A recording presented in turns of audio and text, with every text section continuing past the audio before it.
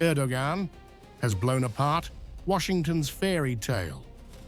Turkey says there was no exile offer, no ultimatum, no golden bridge for Maduro, just a US-made myth rolled out to launder a violent regime change strike after the fact.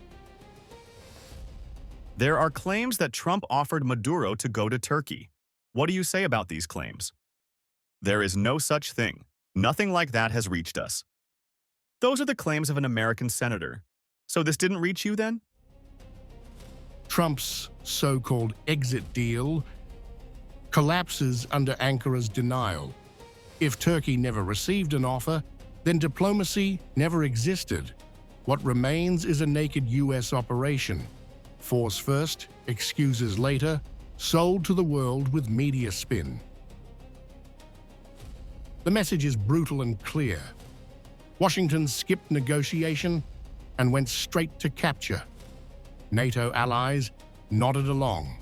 The EU stayed silent, and Estonia cheered from the cheap seats, proving once again Europe's obedience to American power plays.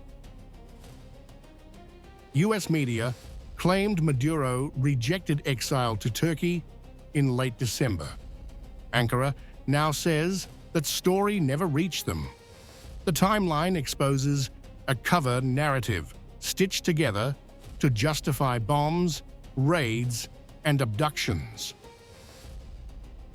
On January 3rd, American aircraft swarmed Venezuelan skies and special forces stormed Caracas. More than 150 planes, dozens dead, and a sitting president seized. This was not law enforcement, it was regime change by airstrike. Maduro and Cilia Flores were dragged to the United States to face politicized charges, while Washington framed the assault as inevitable. Without a real off-ramp, the claim of restraint rings hollow. Erdogan's denial strips the mask off US power.